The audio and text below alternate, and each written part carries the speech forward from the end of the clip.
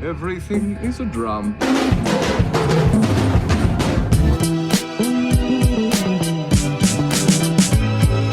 Hey!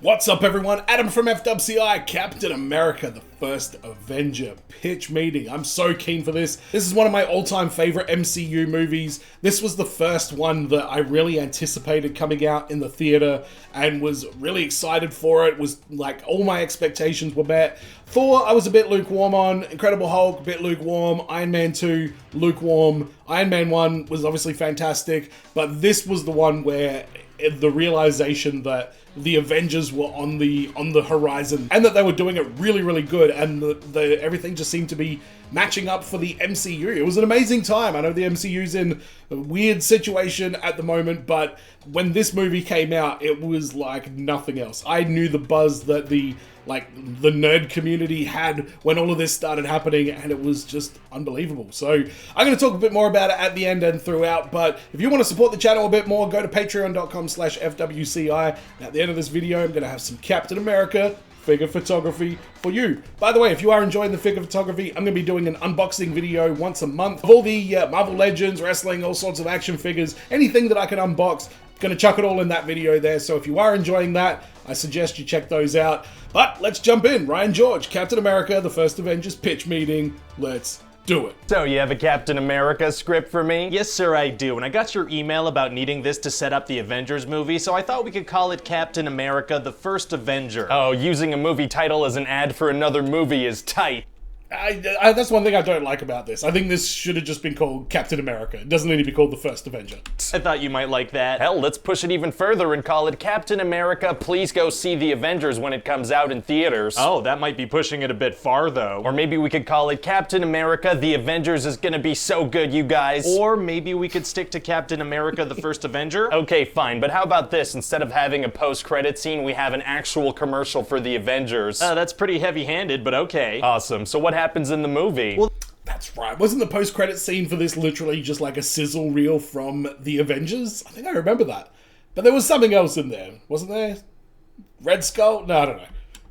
I watched this recently, but I don't think I watched the after credit. This guy, Steve Rogers, wants to fight in World War II, but he has a bunch of health problems and he's really small. How small are we talking? It's gonna look like we CGI'd the head of a full-grown man onto the body of a third grader. Oh, that sounds kind of disturbing, visually speaking. Yeah, not gonna lie, it's gonna be pretty unsettling to look at. Wow. Anyway, I don't hate it. I didn't even notice it the first time. I didn't really know who Chris Evans was.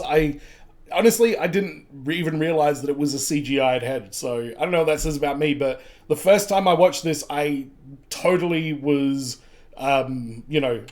seduced by the illusion of that CGI. So he goes into this training camp to see if he's a good fit to be a super soldier. Okay. And this colonel decides to test the soldiers by throwing a fake grenade at them. Oh my god. And Steve Rogers jumps onto the grenade without any hesitation, so they're like, yeah. Oh my god, that's right. Grenade! Ugh. Oh my god, what the fuck? This is our guy. Oh, and they're gonna have to cure his depression before he becomes a super soldier? What? I mean, without hesitation, he tried to kill himself. No, it was like a bravery thing, not a I wanna die kind of thing. Oh, my bad. I thought he was like, oh, here's my way out. Anyway, so then we're gonna do the scientist thing from Iron Man.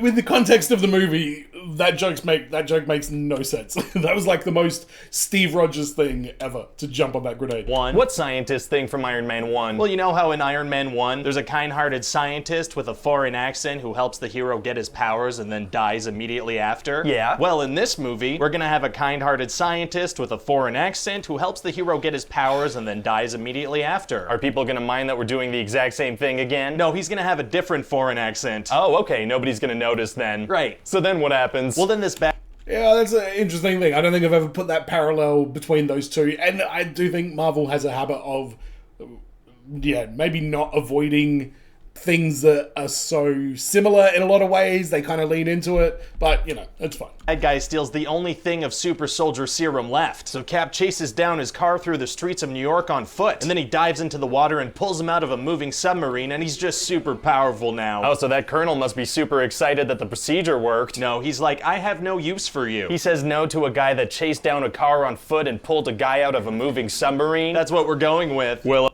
It's Tommy Lee Jones, man. I mean, what do you want? It was Tommy Lee Jones, I'm pretty sure. Because, yeah, he didn't like Cap for a long time. He's a grumpy man.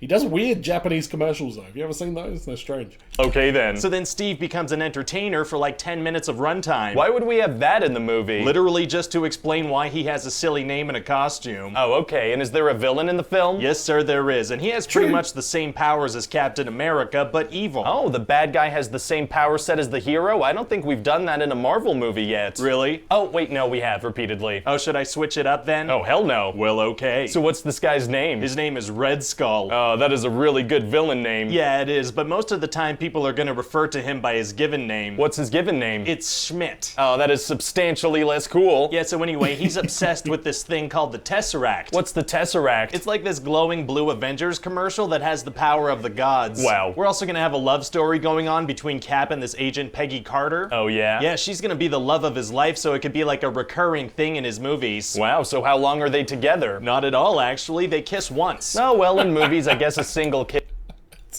Although we've got hindsight now, but yeah, that's a good point. For a long time, that was all it was. This does basically mean you're in love. True, although Cap is gonna kiss someone else in the movie. Oh, really? Yeah, and Peggy's gonna get super mad and shoot a gun at him. Oh my god, and this is a love story for the ages? Yeah, it's gonna be real romantic. If you say so. I do. So you said this movie takes place during the Second World War. It's gonna be hard to have Cap appear in a modern-day Avengers movie. Actually, it's gonna be super easy, barely an inconvenience. Easy. Oh, really? Yeah. We're just gonna have him make, you know, the most unnecessary sacrifice ever. What do you mean? Well, he's gonna be in a plane that has bombs in it, so he's gonna crash it into a frozen ocean. Right, seems unnecessary to be in the plane when it crashes. Yeah, but this way he turns into a capsicle, and at the end of the movie, we'll have him wake up in a modern-day commercial for the Avengers. I love it. Yeah, so, you know, you could remove that actual commercial from the post-credit scene if you want. No, that stays. Fair enough. So wait, what happens to Red Skull? Oh, well, he's gonna touch the Tesseract, and something is gonna happen. Oh, what's gonna happen? like a space beam. He's gonna disappear.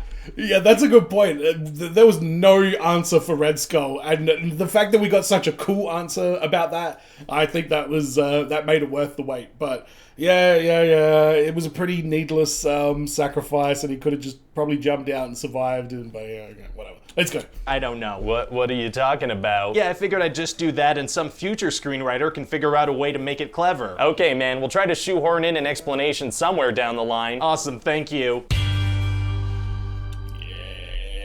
Yes. See, I mean, it was good. I think, and I mentioned this in the last video, the Captain America trilogy, I think it's up there with the Guardians trilogy. They're like equal in terms of the best 3 MCU movies. And like, I don't know, Ant-Man ones, the first 2, I really like both of them. The third one completely dropped off. The Iron Man, we had a good one at the start, then the next 2 completely dropped off. I mean, is there any other trilogies out there that I'm thinking? Oh, the Thor trilogy. Well, that one's complicated. That's like, okay, shit, best movie in the entire MCU, back to okay, in my opinion. I didn't hate Love and Thunder, but I do see that things were starting to get a bit shaky in the MCU as a whole around that time. And even though I've got no allegiance to America in any way at all, I just love Captain America. I feel like he is Superman done right. He's not immortal, but he's got all of those like morals and that sort of, you know, truth and honesty, and this like just completely, you know, infallible character that, you know, just he's the beacon of purity and hope and honesty and truth and everything every single time he's on the screen.